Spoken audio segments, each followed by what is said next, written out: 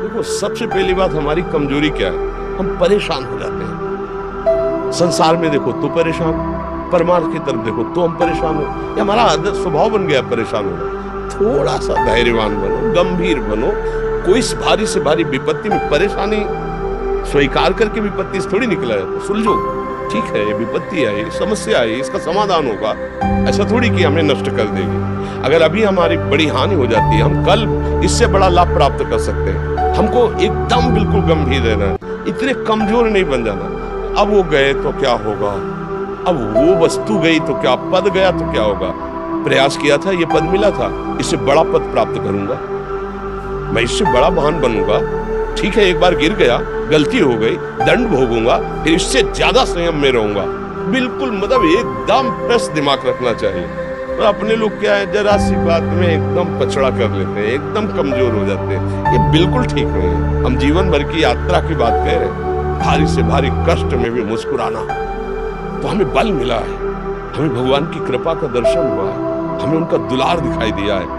अगर ऐसे भाग जाते फिर परमार्थ में थोड़ी चलना होता। आज जो आप सुन करके लाभ लेने की चेष्टा कर रहे हो ना, ये केवल प्रवचन नहीं है, ये जीवन है। अगर ये जिए ना होते ना तो ये इसका प्रभाव नहीं पड़ता, फिर वाणी का प्रभाव नहीं पड़ता। हम इसीलिए कहते हैं, जैसे आप लोग एकदम परेशान हो जाते हैं, तो बोलो क्या हमसे ज्यादा परेशानी होगी? दोनों किडनी खराब, दवाई लाने के लिए पैसे नहीं, पानी रखा है हम उठ के पी नहीं सकते, भीषण शरीर में कष्ट, भीषण बुखार, किडनी फेल, जरा में बुखार, खाने को क्या, रोटी मान के लाओ। अगर वहां सब्जी मिलती तो लाल मिर्च ऐसी पड़ के मिलती थी कि पा नहीं सकते थे। आप सोचो, पानी लाना है तो मुझे लाना है, पीना है तो मुझे पीना है। अगर मैं हारता तो कहां पहुंच जाता, क्या स्थिति होगी? नहीं, मरना। और कदम पीछे, कोई दिन ऐसा नहीं जिस दिन सेवा ना की, जिस दिन सेवा ना गए हो। गुरु जी की सेवा में जाना है, पहले अपने को स्वस्थ साबित करना है, सेवा नहीं लेंगे। तुम बीमार हो, तुम कष्ट में हो सर, उनकी दृष्टि परेशान, सेवा की, आके लेट गए। फिर हिम्मत की, अपनी श्री जी की सेवा की, मधुकरी नहीं की, 3-3, 4-4 दिन भोजन नहीं की, पर सेवा नहीं छोड़ा, दिनचर्या नहीं छोड़ी। और उसका प्रधान कारण संयम, ब्रह्मचर्य, भगवदाश्रय, नाम जप, कभी हारने नहीं। अभी भी थोड़ी देर बाद डायलिसिस हुई, हारने, आपको हारे हुए नजर आ रहे, शरीर में पीड़ा है, किडनी फेल, ऐसा तो स्वस्थ बैठे, पीड़ा है, बार बार प्यास लगती है, थोड़ा थोड़ा पानी मिलता है, हर, लेकिन हम आनंदित हैं, हम प्रसन्न हैं, हम लड़ाई में हारे नहीं, ना हारेंगे, हम जीत चुके हैं, हम अपने मालिक के भरोसे में अपना सब बात। तो वो ये हम अपनी बड़ाई नहीं बता रहे, हम आपको बता रहे समस्या। सोचो तुम्हारे पास तो माँ है, भाई है, बहन है, परिवार है, कोई न कोई तो है ना। मेरा किसी ने कभी जीवन में ध्यान भी नहीं दिया, क्यों? बचपन से बाबा जी बन गए, किसी से प्यार नहीं, किसी से संबंध नहीं, कोई जानकारी नहीं, हम कहाँ हैं, वो कहाँ है, किसी से कोई मतलब नहीं। अच्छा, जवान साधु कौन श्रद्धा करे?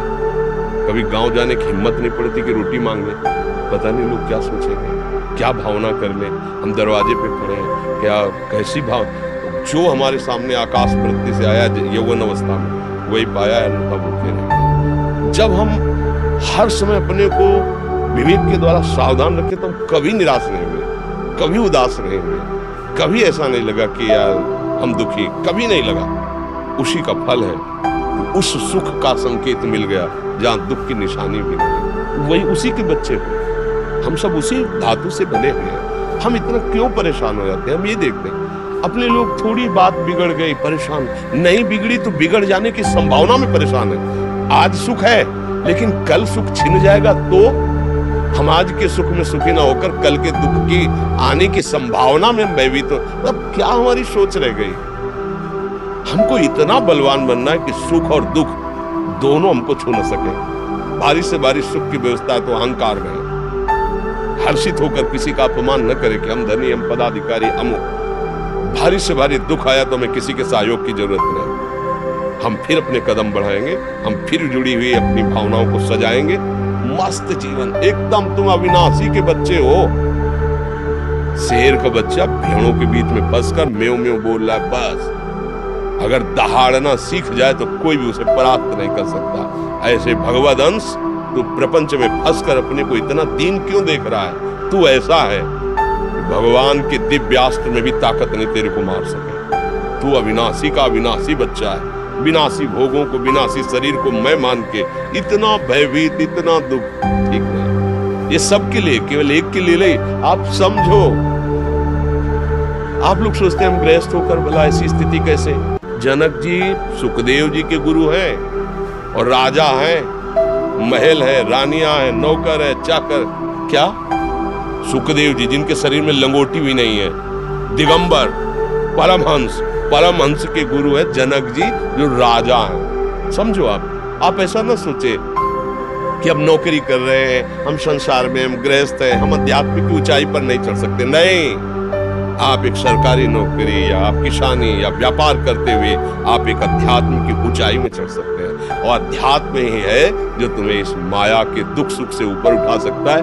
दूसरा, चाहे जितनी संपत्ति आ जाए, आप सुखी नहीं हो सकते। सब देख लो, आंख खोल के देख लो, अध्यात्म ही है जो तुम्हें हर कष्ट सहकर मुस्कुराकर जीने का रास्ता बता देगा कि आप आनंदित हो जाओगे। कुछ नहीं बिगड़ा, अध्यात्म है तो कुछ नहीं बिगड़ा, अध्यात्म नहीं है तो कुछ नहीं बना, कुछ हाथ नहीं लगने वाला।